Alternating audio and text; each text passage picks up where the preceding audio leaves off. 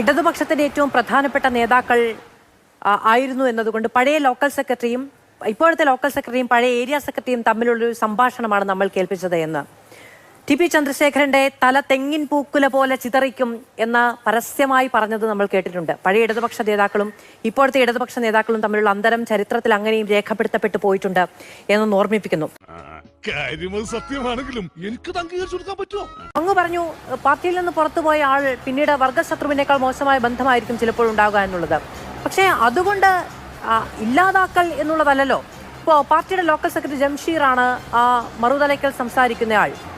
നേരത്തെ ആശാമോൾ പറഞ്ഞയാൾ അവിടുത്തെ ജില്ലാ സെക്രട്ടേറിയറ്റ് അംഗമാണ് അഡ്വക്കേറ്റ് സനൽകുമാർ.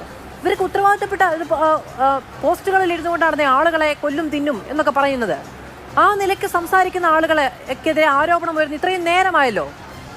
ഇതുവരെ അതിലൊരു അന്വേഷണം ഉണ്ടായിട്ടുണ്ടോ? എന്തുകൊണ്ടാണ് ആ രീതിയിൽ സംസാരിച്ചത്, തെരഞ്ഞെടുപ്പിന്റെ വേളയിൽ അത് പുറത്തു വരാൻ കാരണമായത് തുടങ്ങിയ കാര്യങ്ങളിൽ അന്വേഷണം ഉണ്ടാവുന്നുണ്ടോ? ഇപ്പോഴാണ് എങ്കിലും നടപടി ഉണ്ടാകും എന്ന് പറയാമോ? ഓഡിയോയിൽ പറയുന്ന കാര്യങ്ങൾ അങ്ങ് നേരത്തെ പറഞ്ഞ പോലെ സൗഹൃദ സംഭാഷണം എന്ന് എണ്ണാൻ നമുക്ക് കഴിയില്ല. ആ നിലയ്ക്കാണ് പാർട്ടിയുടെ സംഘടനാ സംവിധാനം പ്രവർത്തിക്കുന്നത് എന്ന് പറയുന്ന ഓരോ കമ്മ്യൂണിസ്റ്റുകാരനും അപമാനമാണ്. അത് ഒരിടത്താണെങ്കിൽ ഒരിടത്ത് അങ്ങനെ ഒരു പ്രവണത ഉണ്ടാകാതിരിക്കണമെന്ന നിർബന്ധ ബുദ്ധി എന്തുകൊണ്ടാണ് ഇല്ലാതെ പോകുന്നത്? അതൊന്നും എനിക്കറിയാൻ മേല. വോട്ട് കുത്തും പാലോചിക്കണം.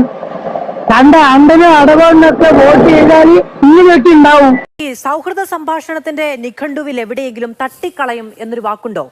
നിങ്ങളുടെ പ്രാദേശിക നേതാക്കളും അങ്ങും എല്ലാവരും ഈ സൗഹൃദ സംഭാഷണത്തെ കുറിച്ചാണ് പറയുന്നത്. നിങ്ങളെ ഞങ്ങൾ തന്നെ കൊന്നുകളയേണ്ടി വരും. വീണ്ടും ആവർത്തിച്ച് ചോദിക്കുമ്പോൾ തട്ടിക്കളയും. എന്ത് ചെയ്യുമെന്നാണ് ചോദിക്കുന്നത്? തട്ടിക്കളയും എന്നാണ് പറയുന്നത്. ആവേശപ്പെടേണ്ട ആവശ്യമില്ല. നമുക്ക് നമ്മുടെ പാർട്ടിയെ തോൽപ്പിക്കാൻ പറ്റില്ല. എനിക്ക് ഇനി നമ്മുടെ പാർട്ടിയൊന്നുമില്ല. പിന്നെ ആകാശത്തും മേലോട്ട് നോക്കിയാൽ ആകാശം കീഴോട്ട് നോക്കിയാൽ ഭൂമി. അത് പറ്റില്ലെന്ന് അത് പറ്റില്ല എന്ന് പറഞ്ഞാൽ ഇവിടെ കാണിച്ചിരിക്കുന്ന കൊള്ളയൊക്കെ ഞാൻ പറയാ.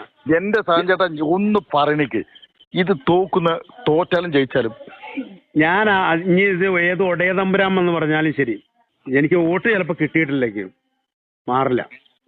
സാക്ഷാൽ ഒടയതമ്പുരാം എന്ന് പറഞ്ഞു കഴിഞ്ഞാൽ എടാ എന്റെ അപ്പൻ ഒന്നേ ഉള്ളു, അത് വാഴക്കാട്ട് രാഘവനാണ്. എന്നിട്ട് ഞങ്ങൾ തന്നെ നിങ്ങളെ കൊല്ലേണ്ടി വരുമോ? ഞങ്ങൾ തന്നെ നിങ്ങളെ കൊല്ലേണ്ടി വരും. അത് നിങ്ങൾ പറഞ്ഞ ഇപ്പൊ ഇവിടെ ഇവനെ കൊന്നില്ലേ? അവനെ കൊന്നിട്ട് നമ്മൾ അത് ഇപ്പൊ സ്നേഹത്തോടെ സംസാരിച്ചു. പിന്നെന്താ ഇനി അത് പറ്റില്ലെന്ന്. ഇനി അത് പറ്റില്ലെന്നോ?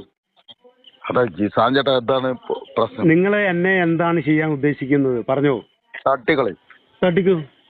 തട്ടിക്കോ. ഈ കാര്യത്തിൽ വേറെ തീർപ്പില്ല, തീരുമാനവുമില്ല. ചില കാര്യങ്ങൾക്ക് ചോര വീഴുന്നത് മാത്രമാണ് പരിഹാരം. ഇവിടെ ഏതെങ്കിലും തരത്തിൽ ഇപ്പൊ 2 വോയിസ് മെസ്സേജ്